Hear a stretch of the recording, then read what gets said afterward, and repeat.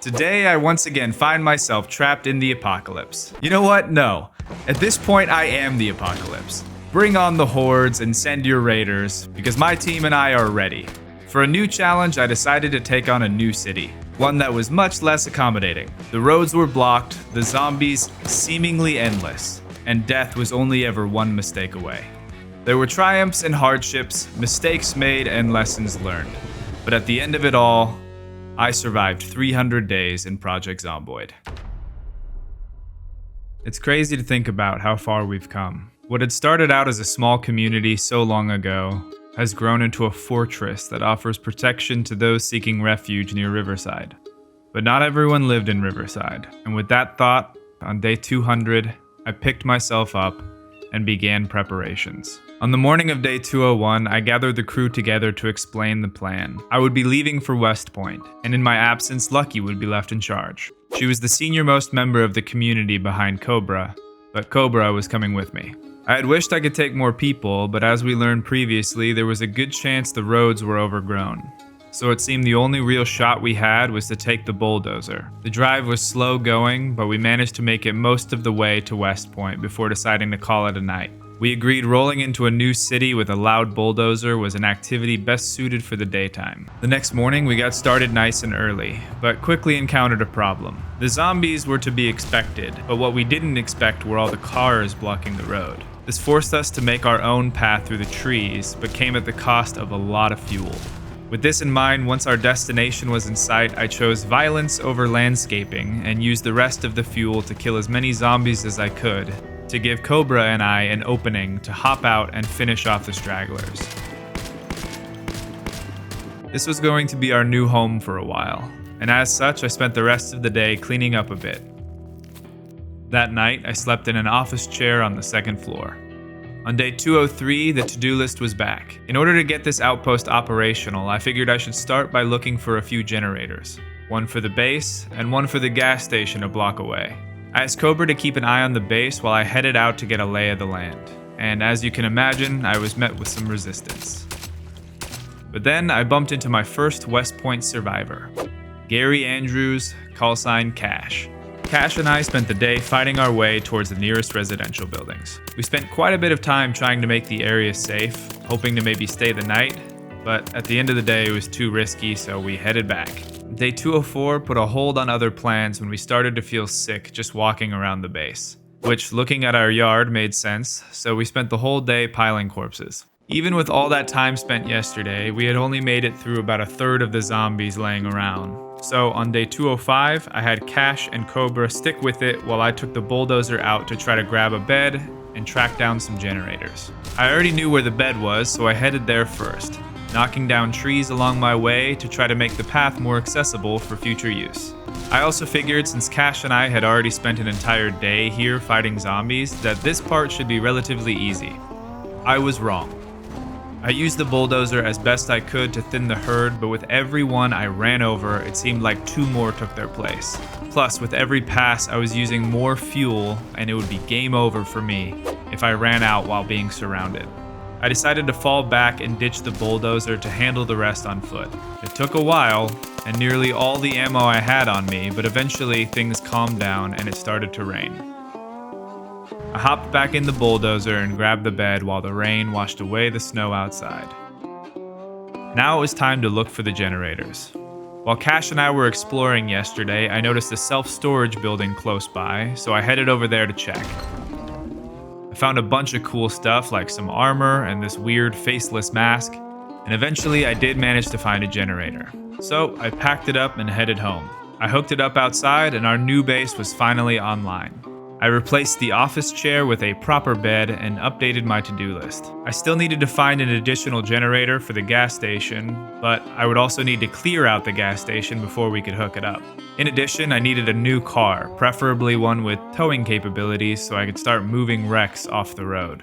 On the morning of day 206, I headed towards the gas station. And honestly, it went pretty well, all things considered. I obviously spent the day fighting zombies, but it paled in comparison to what I had dealt with yesterday. After the area was seemingly safe, I headed back over to the self-storage building, hoping there might be another generator hiding somewhere. And fortunately, there was. As I made my way back over to the gas station, I bumped into another survivor named Anne. I explained that I would love to have her join our squad, but we already had somebody named Anne in our group, and it might be confusing. But then she said, "Oh no, that's totally cool. Anne is actually my middle name. My first name is Nora." And I was like, "Oh, that works great." And Nora Frost joined the crew as Bugs. After that, we connected the generator to the gas station. Now all we needed was to come back tomorrow with some fuel. As Bugs and I were about to start the long walk back to the base, I noticed this car was in weirdly good condition. So I popped the hood to confirm, and it was fully functional. Bugs and I hopped in, got it hot-wired, and drove back to the base. On day 207, I once again hopped in the bulldozer to go knock down some trees. On my way over, I thought I saw a survivor in the woods that might be in a rough spot. I hopped out to lend a hand, but soon realized this guy had really messed up. After that, I figured I couldn't just leave him out here. Plus, now he owes me one. So Gerald Olson joined the crew as Badger. While I didn't want to leave him out here, I also didn't really want to take him with me. So I dropped him off at the base to help with cleanup duty. With that detour out of the way, I continued on towards the gas station. I spent some time working my way around the area to make it accessible to vehicles, and fortunately didn't really run into too many zombies in the process. With the gas station now secured, I turned my attention to finding a good utility vehicle.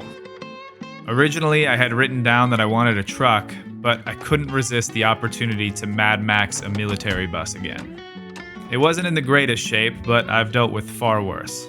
All this thing needed was a battery, so I grabbed the car battery charger I had sitting in the bulldozer, and within a few hours, the bus was alive again. After that, I left the bulldozer at the gas station and headed home with my new ride. Now that we had what we needed to start removing cars from the road, I wanted to start making my way into the city, first by trying to capture the police station. In addition, our food supplies were starting to run low and would need to be replenished soon. As for the base, I needed to build some rain collectors so we could get some running water, and I needed to do some general inventory management. There was plenty to do, so I decided to just start at the top. I loaded my metalworking gear into the bus and went to work salvaging cars along the road. Doing so not only made the road more accessible, but also gave me the materials I needed to start repairing and upgrading my bus. There were so many cars that I couldn't finish it all in one day, but by the time I got home for the night, my bus was in great condition and now had a roof rack and a spiked plow off the front. On day 209, the crew had finally finished moving all the heavy bodies around, so now it was time for them to switch gears and start moving all the heavy logs around. I only feel bad that Cobra is stuck doing it with them, but she's the only one I trust to be left in charge. I finished salvaging the last of the cars and decided to park this trailer near the base for later use. As I was heading back into town, I saw a familiar troublemaker lurking nearby. If he wasn't going to help around the base, then he might as well help me scout. We first headed to the gas station to refuel the bus and grab a bite to eat, then we started pushing forward on foot into a new part of the city. We only made it about half a block before we had to stop and fight, which was fine until I ran out of ammo, promptly ending our trip for the day. Once we were home, I spent the rest of the evening adding some armor to the bus before heading to bed. You know those days where it feels like anything that could go wrong does? Well, that was day 210. Since I ran out of ammo for my rifle yesterday, I decided to switch to my shotgun with the intention of making my way towards the police station to resupply. But when I walked outside, the weather conditions were less than favorable for this type of mission. I tried to wait it out, but after 3.5 hours, I gave up and started walking over to the gas station to pick up the bulldozer. I made it most of the way there before running into a small group of zombies, which I quickly dealt with using my pistol. My silenced pistol. I then noticed a slightly larger group and switched to my shotgun. You may see where this is going. It's fine, everything is fine. At least it was until my shotgun also drew the attention of Survivor Alex. I quickly ran for cover behind the self-storage buildings, hoping he'd lose interest in me and rather focus on the zombies chasing him. His rifle outranged anything I had on me, so I needed to plan my attack carefully. Once I saw him reloading, I closed the gap and totally beefed it. I was so focused on catching him off guard that I didn't realize I had run out of ammo. I kept trying to reload, but kept inserting an empty magazine. I still had plenty of ammunition, I just needed to open the stupid boxes, but by that time Alex was in the wind and I once again had to deal with the zombies. I was extremely lucky to have already made a sizable dent in the horde and managed to kill off the rest of the main group. I say extremely lucky because as I was finishing off the stragglers, wouldn't you know it, Alex came back and he shot me in the foot. I limped my way behind some trees for cover while I bandaged my foot. I knew he was coming for me, so I figured the best chance I had would be to try to use the trees to catch him off guard. Goodbye, Alex. Thanks for all the stuff. After that, I started limping over to the gas station, looting zombies along the way.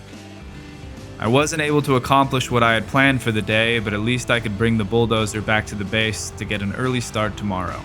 As I was driving back home, I accidentally bumped into this motorcycle. This was not the first time I've run into it, and having already had a frustrating day, I decided I should just use the bulldozer to push it to the side once and for all. What actually happened was the bulldozer just knocked it over, then ran it over, and ended up getting stuck. Because of course it would.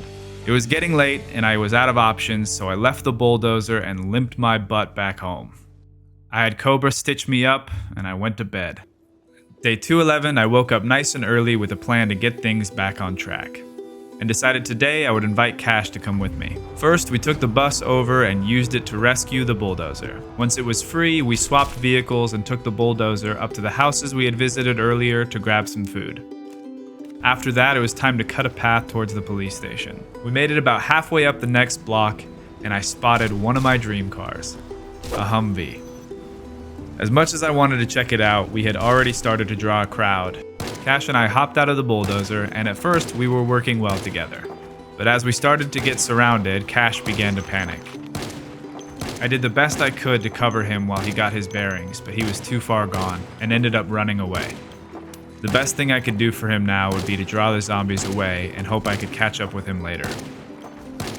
Once I finished cleaning up, I went out looking for him in the direction I last saw him run, but with the fog and all the trees, finding him seemed impossible. I figured he knew where we were heading, so he might think to rendezvous over there. I began heading up the road, and on my way, bumped into a new survivor named Joanne. She agreed to help me find Cash, so I invited her into the crew as Joanne Gaines, callsign Shiplap. We continued up the road and found more zombies waiting for us. I decided to use my pistol rather than my shotgun, hoping to not attract more, when... Cash! Unfortunately, he was still in shock and immediately ran into the trees. Shiplap and I cleared the zombies on our side of the woods, hoping he would run back our way. It seemed to work, but when he broke from the tree line, we could tell he was wounded. He was bleeding out, but he was too freaked out to do anything about it, and he wouldn't hold still long enough for me to bandage it. I kept calling out to him, and with only a few seconds left, he finally came to his senses. I managed to dress his wound, but this trip was over. Since there were only 2 seats in the bulldozer, I left Shiplap on guard while I took Cash home to rest. I then hopped in the Camino, did some car swapping, but ended up bringing Shiplap and the bus home. Despite the struggles I've had over the last few days, on day 212 I remained undeterred. I was going to make it to the police station, and I was going to grab that Humvee while I was at it. Fortunately, getting over there was pretty uneventful, but for some reason the zombies did not want me to have the Humvee.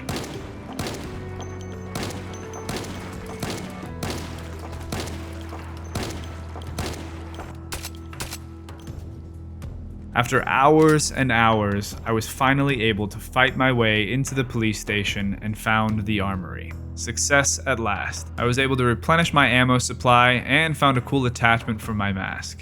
Today counted as a win, especially when I drove home in my new Humvee. Day 213, I used the metal I had been gathering to repair my new car. I then put Shiplap in charge of growing crops for our settlement. Now that we had access to the police station, I wanted to start getting the crew outfitted a bit more. So I grabbed Cobra, Cash, and Bugs, and left Badger in charge of defending the base. First, we headed over to the gas station to fill up, but we quickly found ourselves in a situation. Before long, I had once again burned through my loose shotgun ammo and had to rely on my pistol until I could open another box. But I didn't get the opportunity before Bugs paid the price for it. We dispatched the remaining zombies, and retrieved our fallen friend. We continued forward, but were met with constant opposition, and eventually we got separated. Luckily, Cobra is a survival expert, and Cash is good at running. We were able to regroup, but by that time it was too late to continue on this way. So we started driving home, feeling the full weight of our loss with Bugs' body in the back. But our struggles were not yet over as we arrived home to a nightmare. We were under attack, and the others were in trouble. I managed to distract the zombies chasing Shiplap as she ran for the woods, but Badger was in a rough spot. I rammed the small horde following him against the metal plow of our bus, but he was already losing so much blood so quickly, there wasn't enough time to save him. I just didn't understand what could have caused this. We had been living here for weeks without issue. We parked a little ways up the road and went to work.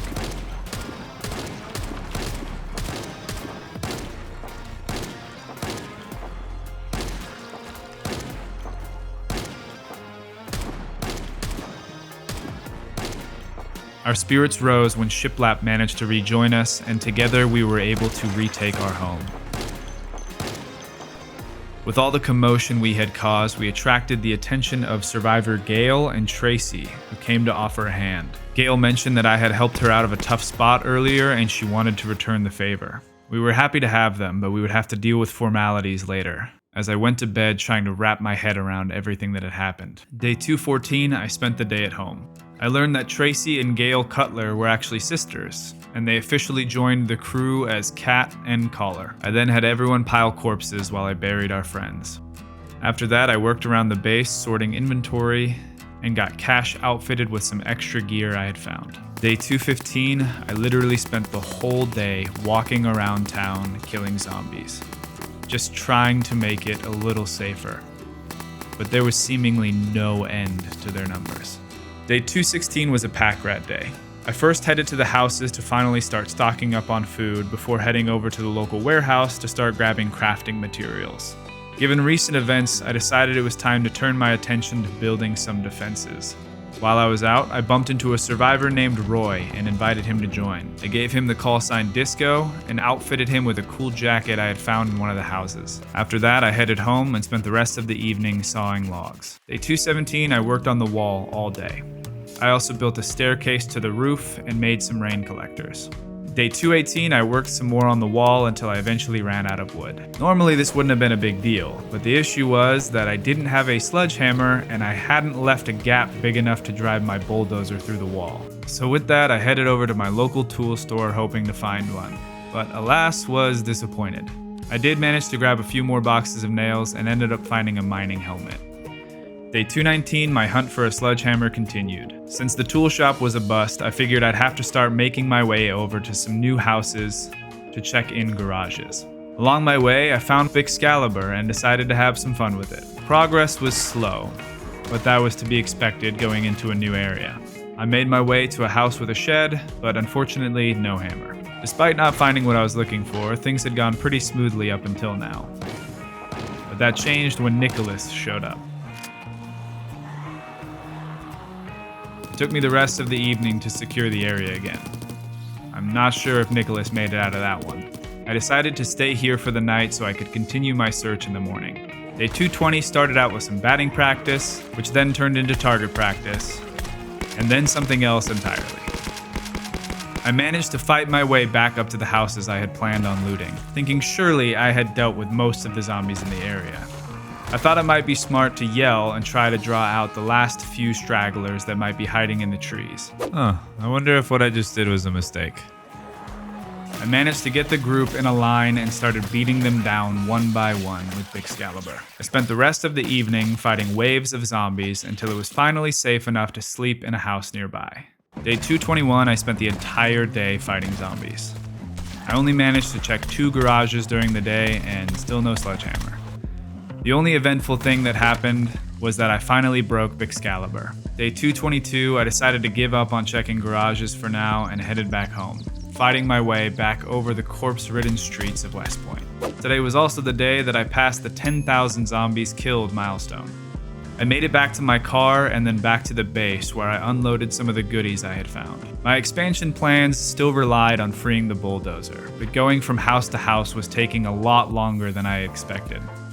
Especially since all this time I knew where a sledgehammer was, I was just too lazy to go and get it. Knowing what I needed to do, I decided to get myself the right car for the job. I spent the rest of the day beefing up my new car for the long trip tomorrow. Day 223, Cobra and I headed out to visit some old friends. Unfortunately, when we arrived, Blackjack informed us that most of the others were out on a supply run and wouldn't be back for a while. Bad timing, but it was still nice to see the people who were there. It felt good to be back. For the first time in nearly a month, I genuinely felt safe, which made me proud of what we accomplished here and gave me hope that maybe one day we could do the same in West Point. I grabbed what I came for and spent the rest of the day working on my car. The next morning, Cobra and I hit the road nice and early. It had been nice to visit, but we had people relying on us to come back. After a long drive, we were able to finally resume construction. I first opened up the wall and then used the bulldozer to knock down some trees, giving us both wood and more visibility around the area. I had the crew start piling the logs and spent the rest of the day trying to make the base look a little nicer. Day 225, I decided to keep up with the yard work. This place would never be quite like Fort Matthew, but I could still put effort into maintaining it. By the time I was finished, this place didn't look half bad. I spent the rest of the day sawing logs. Day 226, I spent the day working around the base. First finishing the railings and then getting rid of these blue things. In real life, they are meant to lift cars, but here they were just something to bump into. A little later, we were attacked by some hostile survivors, but it didn't work out in their favor. And then after that, I decided to continue the walkway along the wall through the building and have it wrap around to the other side. I managed to finish the floor and part of the railings before heading to bed. Day 227, I finished the railing around my walkway and then decided to take cash with me to salvage some cars for more metalworking supplies.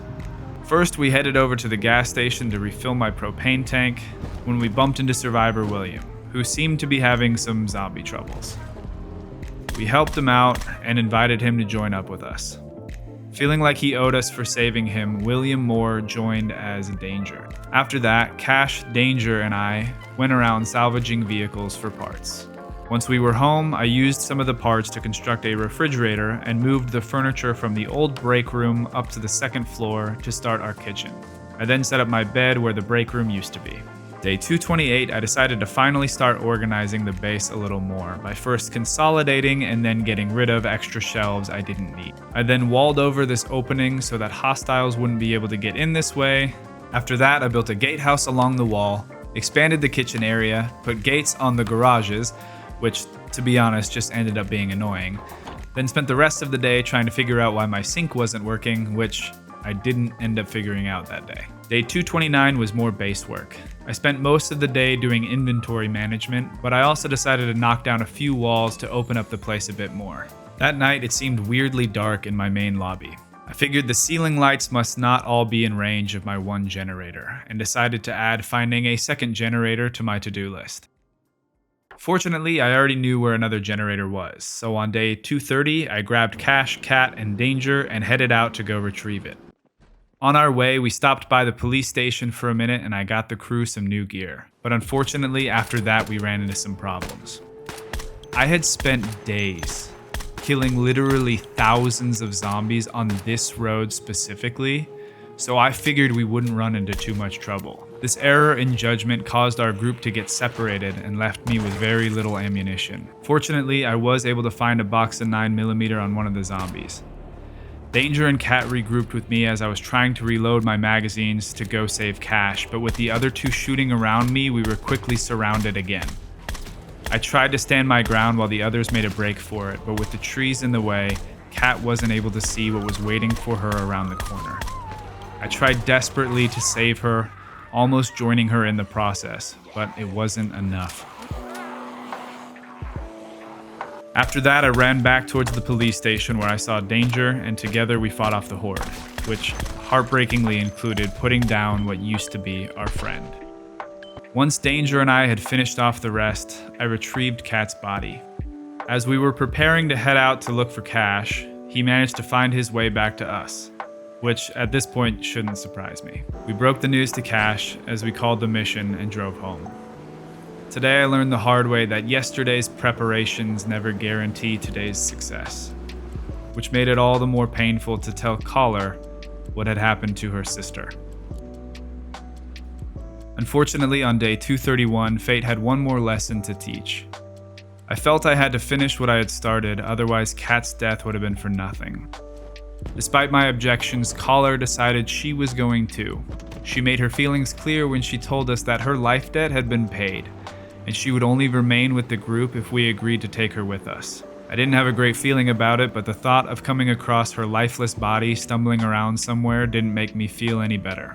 We needed to be more careful, so I decided to change my strategy. I obviously made sure to bring plenty of ammo, but in addition I brought an axe with me. This time my plan was to clear the trees as we went, causing us to move at a slower pace, while simultaneously opening sight lines and giving us a better chance at retreat if necessary. I would use the sound of chopping trees to draw out smaller groups of zombies, and had planned that the exhausting work would require me to make frequent stops, forcing me to take the time to reload my magazines. I genuinely believed that this plan would work and keep us safe. In nearly the same place where Kat had died the night before, we began to draw more attention than we had hoped. Cash gave in to despair, lowering his weapon as he began looking for an exit. If we just worked together, we could have managed, but soon Danger lost hope as well, and then even Caller's hatred was overtaken by fear. In their frantic attempt to escape, they pushed Cash to the ground in order to get away. I should have been able to save him, but it was at this moment the cruel hand of fate stepped in to teach me my final lesson. My gun jammed when I needed it most, and with that, my window of opportunity closed. I looked Cash directly in the eyes as I pulled the trigger, and finally I realized the truth. I am not a hero. I'm a butcher. Despite what I've been trying to convince myself of, I can't save the people of this world. The best I have to offer is the number of zombies I take with me before I end up just like Cash. Given everything that had happened, I lost faith in my squad mates and left them to guard the police station as I set out on my own. However, I wasn't alone for long before a man named Bruce fell out of the sky, nearly landing on top of me. I told him he could tag along, but that I would leave him if he slowed me down. Bruce Thompson agreed and joined the team as Enigma. Soon after, we ran into a hostile named Steven. I picked his pockets, but the sound of combat hadn't gone unnoticed. Enigma immediately panicked and ran off. And I kept my word. If he died, that was on him. I spent the rest of the day fighting my way back to my safe house. Day 232, I spent the morning carrying the generator up the road, bit by bit, while I fought off zombies. I made it back to the police station where I had left Caller and Danger, and we headed home. Put the second generator on the roof, and then we buried Cash. After that, I decided to head over to the local gun store to see what I could find. I broke down the gates, and what I found inside did not disappoint, especially the exoskeleton suit. I spent the rest of the day getting outfitted before heading back home. Day 233, I gave Disco a cool new backpack, and then decided it was time for me to do what I'm actually good at. Equipped with new gear and ammunition, I took my shotgun and headed for Main Street. But before the fight, guess what I found? Are you kidding me? There's a sledgehammer right there. Oh my gosh. If you recall, on day 218 when we first needed the sledgehammer, I was right here. Well, there was a sledgehammer right here. Anyway, I fought and fought and fought some more, stopping for a while at the bookstore before continuing to fight more and more zombies. Eventually, I ran into a survivor named Denise and invited her to join the squad, but I hadn't come up with a call sign quite yet. After that, we headed over to the clothing store where I got some more gear for the crew and a different jacket that I liked. Then something super frustrating happened. As I was heading into this building, I missed the door and ended up running into a tree, scratching my thigh, and putting a hole in my brand new armor. All of those zombies and a plant was what got me. As I limped home, I decided that Denise Moss would be known as Echo. Once we made it home, I decided to ditch the mining helmet for something a little more heavy duty before going to bed. Day 234, I decided that I needed to get a stove for the base and wanted to start looking for a lawnmower. I had wanted to find one while I was living in Riverside to help me clean up the roads and the area around my base, but I never ended up finding one. I read that they could typically be found around farms, so I marked the spot on my map. I knew there was no way I was getting a car out there, but I thought maybe a motorcycle might make it through the trees. However, it didn't take long for me to realize that this was probably not going to work either. My inability to drive around town was really starting to bother me, so I grabbed the bulldozer and spent the rest of the day knocking down trees in and around Main Street. I stopped by a house to pick up a stove, I set it up in my kitchen and went to bed. Day 235, I decided to finally start doing some of my chores. I spent the whole day labeling containers and sorting through all of my stuff. Now that the trees were gone, I decided on day 236 to take Disco and Danger out with me to get rid of the cars in the road. I decided to move the mobile generator back to the base, and then use the metalworking supplies I had gotten to add armor panels to the Humvee. I gave Danger some new clothes, and then we went back out and spent the rest of the day clearing more cars, marking the now drivable sections of the road. Day 237, I decided to revisit my lawnmower idea. I drove to the furthest point I had cleared and then began the long walk to the farms. I chose not to fight the zombies on the way there so I could save my ammo for any fights I might have around the buildings. I eventually made my way through the trees over to the first barn, but no lawnmower. I fought some zombies and in the process got scratched by a tree. Still not great though, since I was now limping and bleeding, but I managed to hobble my way around the group and handled the situation. I bandaged my leg and lamented at the additional hole in my armor. After that, I made my way across the street and once again found myself in a fight. Once it was finished, I stopped and slept in a nearby house. At 2:38, I continued my search, making my way from building to building, looting while I looked for a lawnmower. I also decided today that for fun I was going to use my melee weapon as much as possible. Being up close and personal always made me feel more... Ooh, that was real close. Finally, I feel so alive. I replaced the welder's mask that was torn from my face with a new mask that I felt suited me better. I continued to make my way around the area, carving my way through hordes, but by the end of the day, there was still no sign of a lawnmower. Gonna pause the story here for just a sec to give context for what happens next. Since I hadn't found a lawnmower yet, not just today, but throughout the playthrough, I went back to check the mod page to see if anyone else was having the same troubles. That's when I realized I was missing one of the mod's dependencies. Now, I'm not entirely sure whether or not that dependency would actually have anything to do with its spawn rate, but it meant that even if it did spawn, I wouldn't be able to use it properly.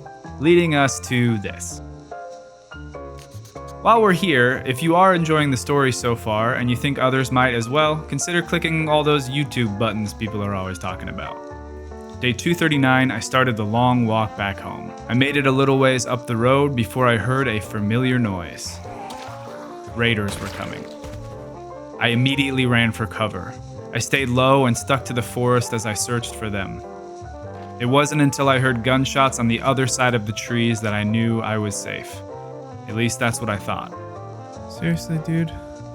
My plan on the way home was to just walk by the zombies again until I saw one with a sword sticking through it. As I defeated him, I began to hear another familiar sound. I pulled the sword free and prepared for the fight to come. The sword was sluggish, but I used it anyway, slicing through zombies one by one. I looted the zombies and continued on my way, choosing to fight until my sword broke, at which point I returned to my original plan, walking calmly through the hordes as I made my way towards home. Unfortunately, the day's festivities used up more time than I had hoped, so I decided to stop in one of my safe houses for the night. The next morning, as I was getting ready to head home, I ran into Survivor Chris and Dr. Daniel. I invited them both, and Chris Wells joined as Fresh, and Dr. Daniel joined as Fish. I felt Fish needed a doctor's uniform better suited for our times and gave him some gear I had looted earlier.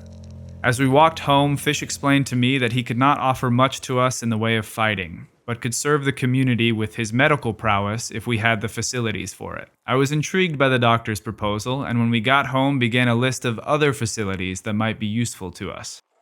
Day 241, I went to work on the seemingly easiest part first, the dining area. I spent the whole day removing walls, sawing logs, and laying down floors, expanding the area off the kitchen until I foolishly destroyed the light switch, which apparently permanently turns off the lights. The next morning, I had Disco and Danger help me track down some outdoor lighting, and I have to say, I was pleasantly surprised with their performance. We spent the day grabbing what lights we needed, and I spent the night installing them on the walls. Day 243, I grabbed the bulldozer and my metalworking gear and spent the day cleaning up the roads. I stopped by the Gigamart on the way home to stock up on food, and in the process made 2 new friends, Molly the Mole and Pancake the Hedgehog. With the main roads now officially open, I could start grabbing more stuff for the base. I had Fresh come with me as we first hit up the clothing store to grab some mannequins. We then headed across the street to the dentist's office to grab medical supplies and furniture. While there, we found a locker in the back that had some nice gear in it. I got a new jacket and pants, and Fresh got a bulletproof vest and a gas mask. I spent the rest of the day building tables and chairs, completing the dining room. I started day 245 by first building a new room on the second floor that I could use as my bedroom. Once that was done, I started moving the furniture we took from the dentist's office into what would be our medical facility.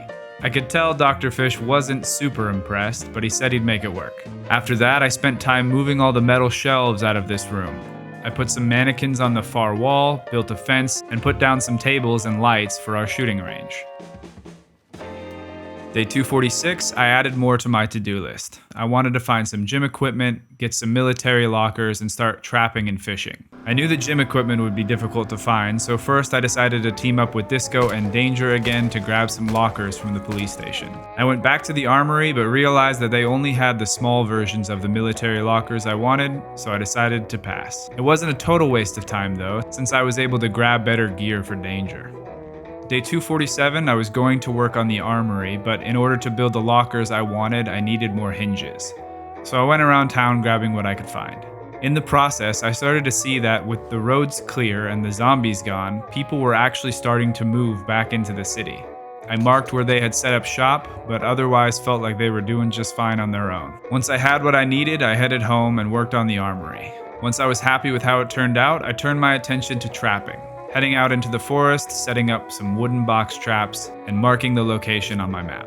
Now that I had some traps set, I figured I should start working to put some nets out too. It seemed like the easiest move would be to head down the road to check out the bridge. So that's what I did. On my way, I spotted a hostile survivor. I would have dealt with her myself, but it seemed she was already taking damage, and once she was dead, I saw why, as 4 other survivors emerged from the tree line. I was grateful these people didn't automatically see me as a threat too, otherwise I might have shared a similar fate. After that, I walked the rest of the way to the bridge, or at least to where the bridge used to be.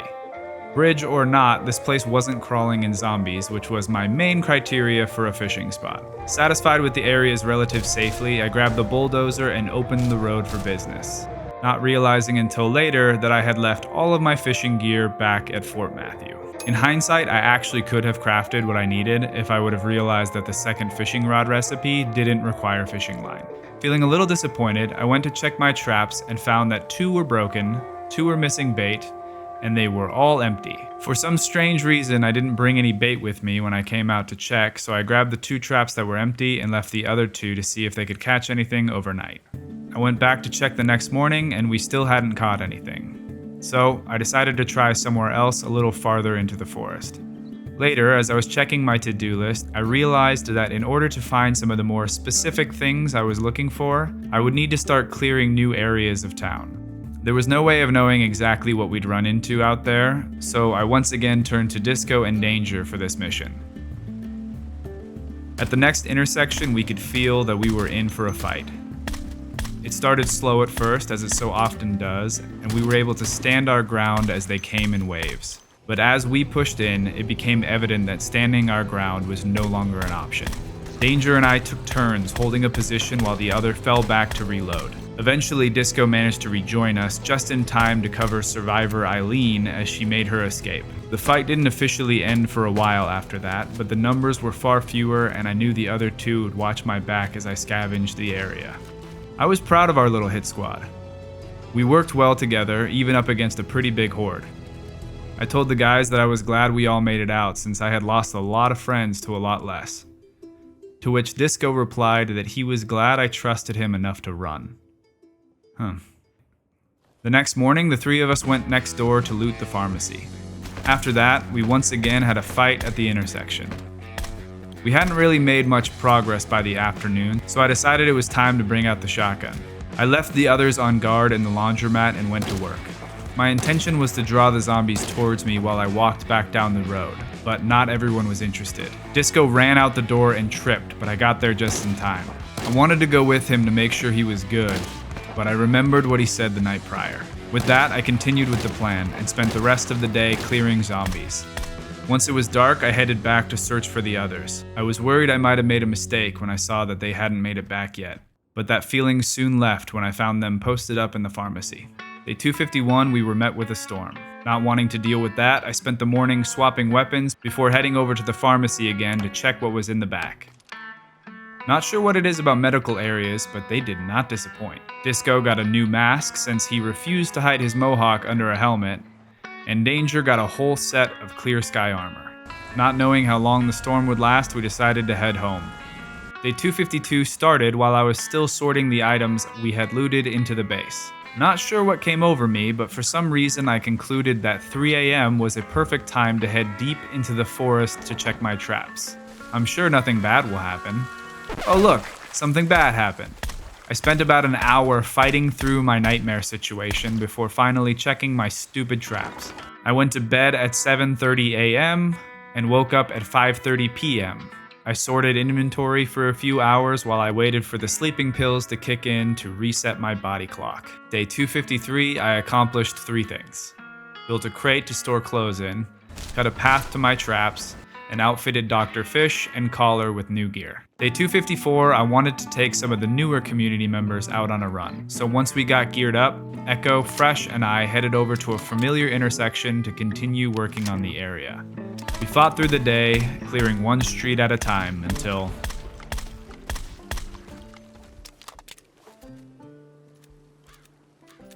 By the end of the day, we had successfully cleared the block. The next morning, I worked on cutting a drivable path to the area we had just cleared. I marked my path on the map, then had to rethink some of my map markers. There we go. This area was now accessible by car, which turned out to be great since the helicopter was back. Limited visibility plus a lot of noise was a no-go for me. Even though we had deemed the area quote-unquote safe, the helicopter can really make zombies come out of the woodwork.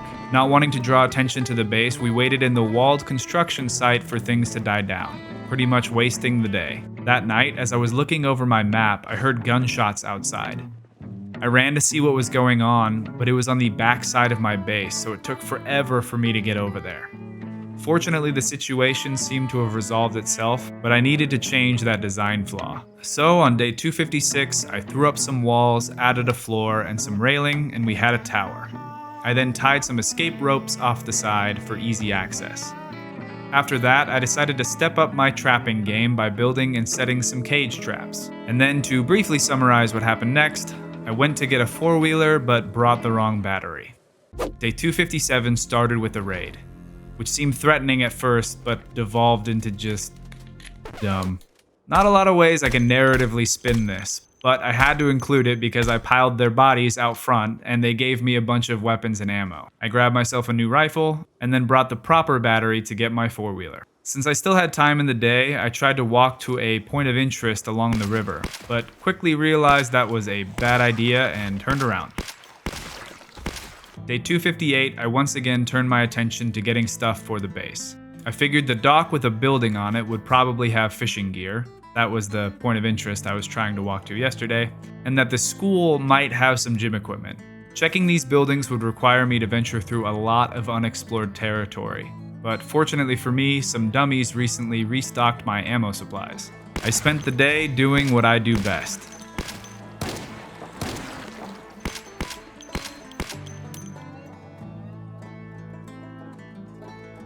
The next morning, I headed towards the school first.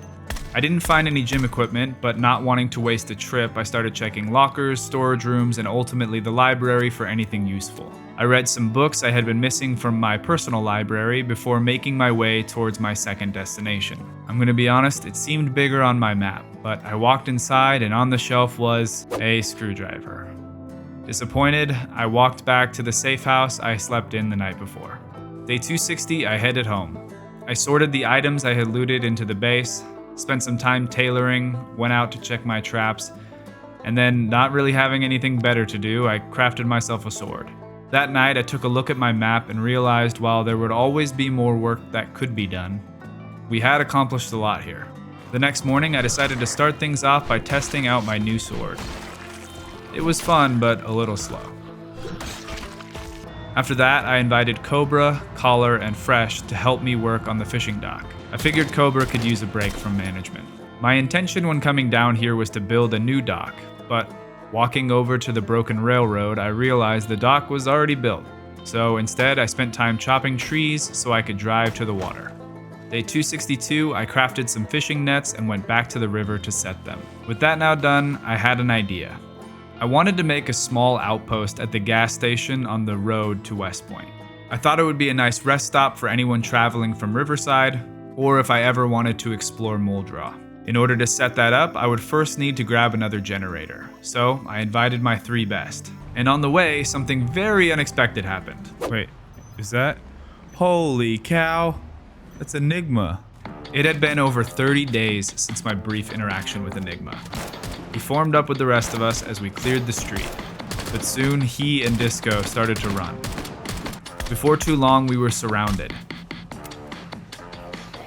I wanted us to stick together, but I had learned that sometimes splitting up was a better option. I decided to run ahead so I could make my way around the block and attack the horde from the side. On my way, Danger managed to catch up with me. Soon after, Cobra made her way to us as well. Then Disco, and finally even Enigma. I was glad the plan worked, but it left me a little too confident.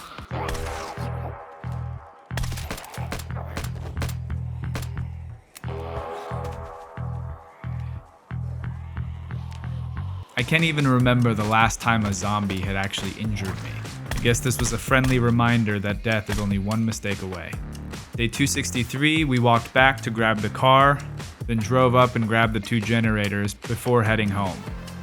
We had to take our time on the way back because we only had 4 seats in the car, meaning someone had to run. I spent the rest of the evening preparing for our next move. On day 264, I headed out. You know what that means.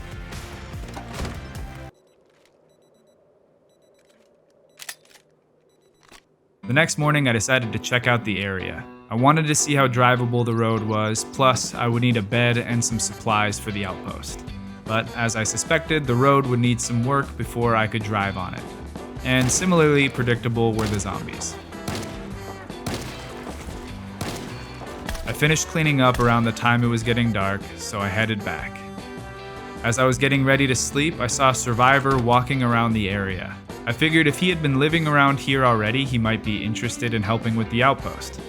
He agreed and joined as Gator.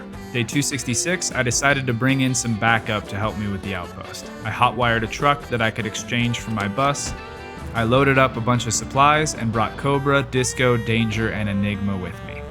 But unfortunately, on day 267, I actually had to head back to the base again because I forgot my propane tanks. I made it a little way down the road before stopping to fight. I guess all my driving around had drawn some attention, but I have to say I wasn't mad about it. Something about this new helmet lit a fire in me. I felt like the Predator, and I craved violence, and the universe was accommodating.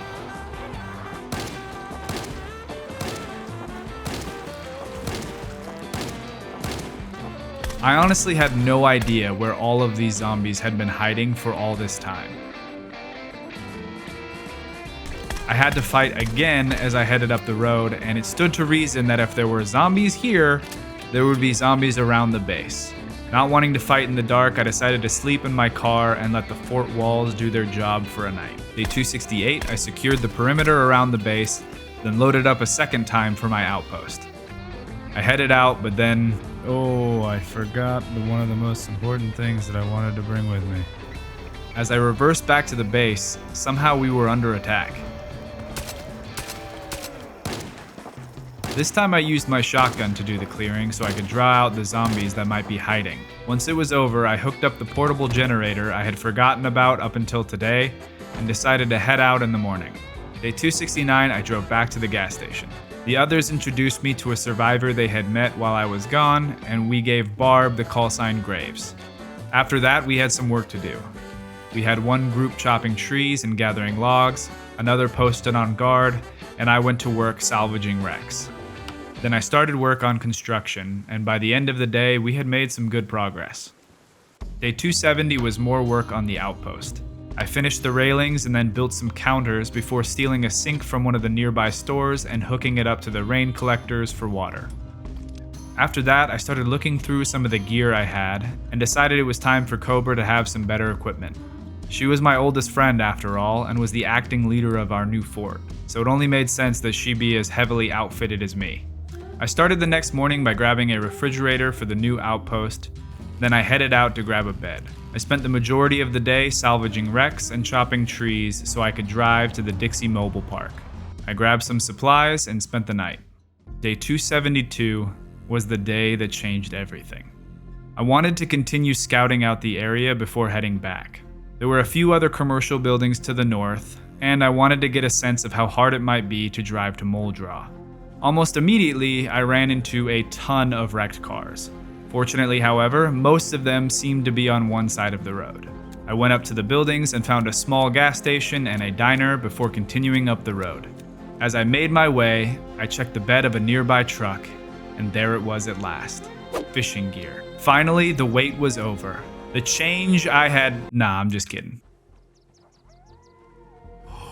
No way. Oh my gosh. Nothing else matters anymore. This discovery was game-changing. Moving forward, distances would be trivial, roads obsolete. I wouldn't have to worry about wrecks or trees when I could just fly right over them. I was so excited I was only focused on all of the potential good that it would provide me. But little did I know at the time that my new wings were made of wax, and I have a bad habit of flying close to the sun. I headed back to the outpost to gather what I needed for tomorrow. Day 273, I woke up and took Cobra, Disco, and Danger with me to see what I had found. I wanted them to be with me for the maiden voyage. I installed the charged battery and added the fuel. I put my electrical skills to work, and it spun to life. I stayed close to the road at first as I became acquainted with the controls, but once I was comfortable, I knew what I wanted to do first. I flew over the trees and made my way to the river.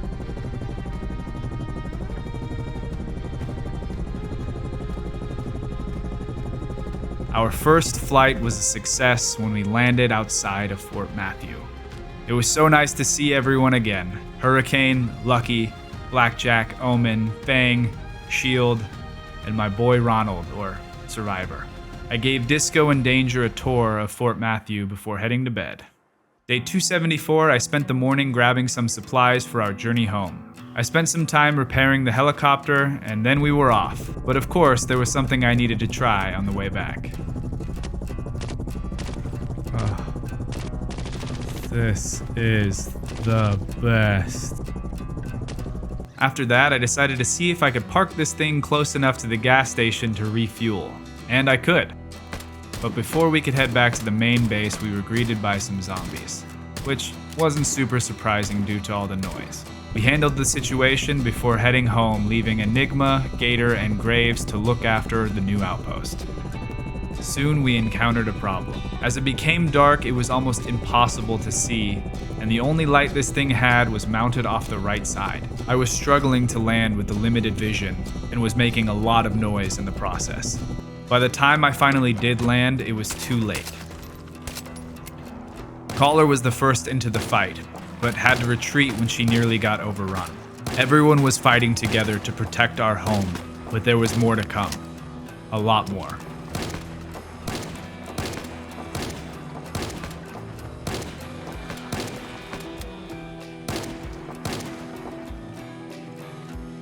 Fortunately, we didn't lose anyone this time. Day 275, we got to work repairing the base. I had everyone piling corpses while I built an extension off our wall for a dedicated landing area. In order to continue construction on day 276, I needed a sledgehammer, which I happened to have left in my Humvee. Given everything that had happened, you would think I would have driven over there, but instead I flew. I spent a good amount of time after that picking off zombies before I could get back to work on the wall. Day 277, I spent the whole day finishing the wall and setting up the landing pad. Day 278, I needed hinges in order to make a gate for the base. I had hinges, but I took them all to the other base, the outpost. Day 278 was also the day I decided to stop vaguely referring to the areas I've colonized and give them names. Alongside Fort Matthew, we now also had Fort Bear and Lag Station. Foolishly, I took my helicopter again to head up the road to Lag Station. When I arrived, the crew was already in a tough spot. I tried to save her, but Graves was already gone. After that, I was met with a difficult decision. Do I take the time to land, disabling my weapons, leaving the others to fend for themselves, or do I stay in the air and provide cover for Enigma and Gator? I knew landing would have been the right call, but I once again fell into my old habit of trying to be a hero. After a little while, there was a break in the horde, and I took that as an opportunity to land. But by then, the damage was already done. I did everything I could to get the others out before we got separated. Now it was time to clean up my mess.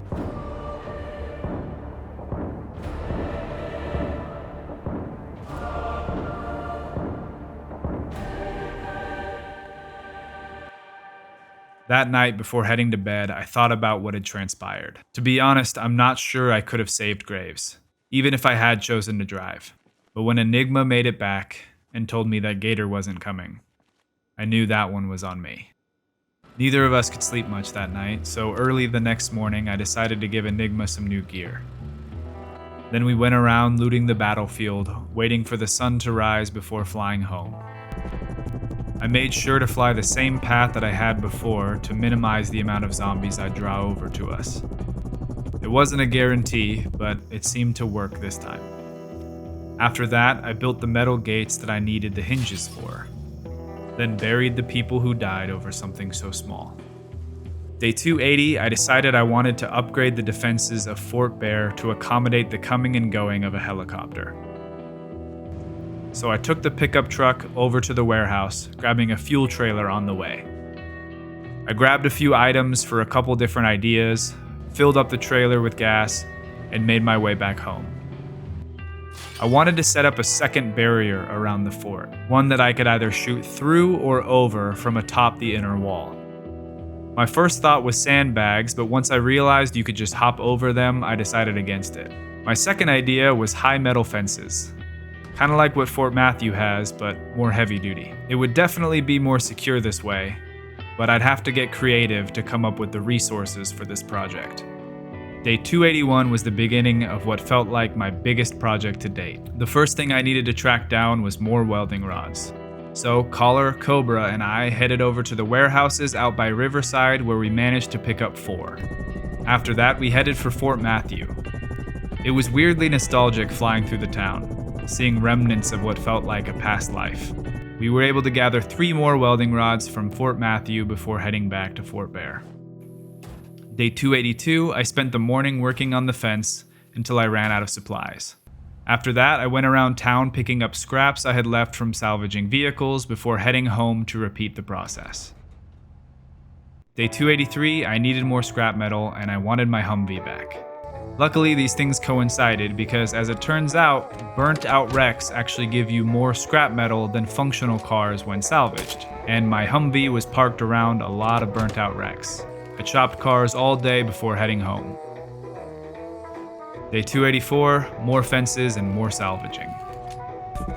Day 285, I was out of welding rods, so I headed over to the warehouses north of Muldraw, killed a bunch of zombies from the comfort of my pilot seat, then proceeded to pack rat, ending the day with 19 welding rods from 3 out of the 5 buildings in the area.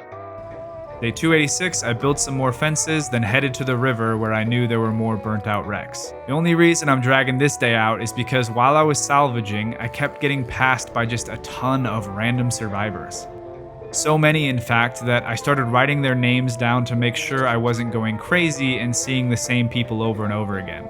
By the time I went home, I had crossed paths with 19 different people. Day 287, more fence building before taking a lap with the bulldozer to clear some space. Once again, I was out of scrap metal, and I had already salvaged all the wrecks close by. Well, that's not entirely true.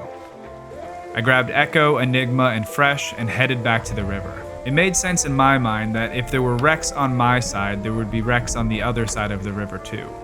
All I needed was a bridge. A thing to note here is that I didn't fill the bridge in all the way to the other side. Day 288, the weather was absolutely ridiculous. I finished the width of the bridge and left all the extra planks I had on the ground to finish the length at some other time. A seemingly sensible conclusion. Then my idiot brain thought of this.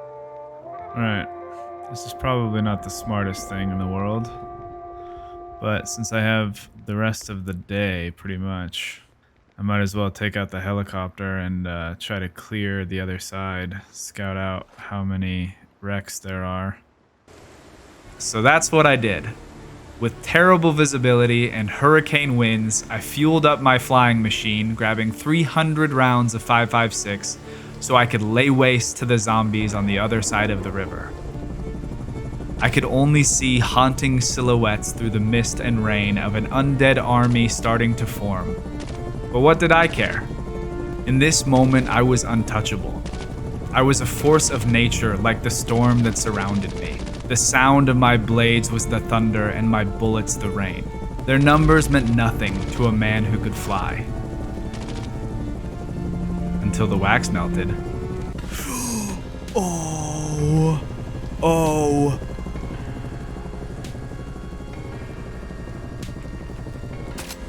So there I was, standing in the rain on the other side of an unfinished bridge, with only a few hours of daylight left and my helicopter continuing to attract zombies from all around, armed with a pistol and a flashlight. What would you have done? Once I got over my initial shock, I started looking through my inventory to see what kind of options I had. Fortunately, I hadn't put away the stuff I used to build the bridge before coming out here, which meant I still had a saw and nails on me. If I could find the stuff to make an axe, I could finish the bridge and get out of here. In order to find what I needed, I had to forage for it, reducing my already limited visibility in a sea of trees. It took me about an hour to find a chipped stone, but it took me over 3 butt-clenching hours to find a tree branch in a freaking forest. As frustrating as that was, it looked like I was gonna make it. I chopped a tree, sawed some planks, and finished the bridge. I then used the planks I had left perfectly out of reach on the other side to build a wall divider. For those curious as to what happened back there, pressing D makes bullets come out of your helicopter. Pressing E makes you come out of your helicopter. Day 289, I had to get my helicopter back. I went to the end of my bridge and started screaming like a madman to draw the zombies over. I guess they didn't realize that the only thing separating us was a single flimsy wall. I took out as many as I could from the bridge before venturing over.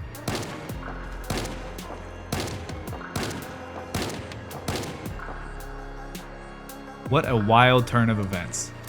Especially when you consider how few wrecks there actually were on this side of the river. As I began looting zombies, I found a dude just walking about. If this guy could unabashedly walk into the aftermath of this nonsense, this guy was worth recruiting. Kai agreed to join, and I gave him the call sign Hellion. After we finished looting, I turned my attention to the helicopter. Despite it being sideways, it was still in good shape, so we hopped in and headed home. Day 290, I walked back to the river and grabbed my Humvee. After that, I got Hellion outfitted, and the two of us, along with Disco and Danger, flew over to the junkyard in Riverside to get more scrap metal. Day 291, we headed back to the trailer park by Lag Station to find more wrecked cars. We of course had to fight off all the zombies a helicopter attracts, but managed to do so with enough time left in the day to salvage some cars and head back to Fort Bear. And on day 292, I finally finished the outer fence. What a process it had been, but I was happy with the result. At least I thought I was, until I saw a zombie while I was installing some lights. I thought, what a perfect opportunity to take advantage of my new security measures. As it turns out, you can't shoot through these fences. You could shoot through the fences at Fort Matthew, that's why we built the wall in the first place. But apparently not these ones. Day 293, we got more wood to continue construction. Day 294, I worked on building these outcroppings from the wall that would allow people to shoot zombies on either side of the fence. Day 295, I spent the morning finishing the add-ons to the wall. It wasn't what I originally envisioned, but I guess the same could be said about this whole mission. After that, I headed over to the bar and snagged a pool table and a pinball machine for the base. I spent the rest of the evening thinking about the future as I repaved the parking lot and put tiles around the farm. I could feel my time here was drawing to a close. But there was one last thing I wanted to do. Day 296, I was heading to the secret military base outside Rosewood. I figured if I was ever going to find the people who had been flying around me for close to a year, this would be the place. But what I found was far worse than I could have possibly imagined. In fact, I can't even show it here, but I'll circle back to this at the end for those interested. Day 297, I wanted to do one last thing for the people of West Point. Armed to the teeth, I walked up and down the streets of the city, taking down every zombie I could find. Was it enough? Who knows. But at least I could take a few hundred more off the table. I spent day 298 hanging around the base, enjoying what we had built, and I watched the sunset sitting on the wall. Day 299, it was time for me to break the news to everybody. I was leaving, and I didn't know if I'd be back. Up until now, I had killed tens of thousands of zombies, hundreds of raiders and hostile survivors, and had 23 friends die under my watch. I was tired, and this city didn't need a butcher anymore. On the morning of day 300, I hopped in my helicopter and flew away.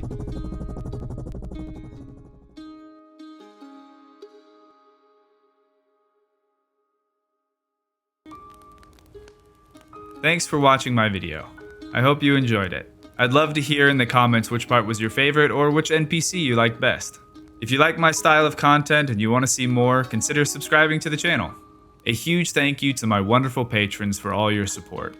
It's because of you I can work on these big projects. Now, if you've stuck around because you're curious about day 296, here's what I'll say. Dane and the 10 Years Later crew did a truly fantastic job with their map design and custom tiles to turn the military base into a horror show. It felt like a crazy dungeon that would be exciting to explore, but also felt like instant demonetization. If you want to check it out for yourself, the mod is in the description. Anyway, thank you all for tuning in to 300 Days of Zomboid, and we'll catch you next time.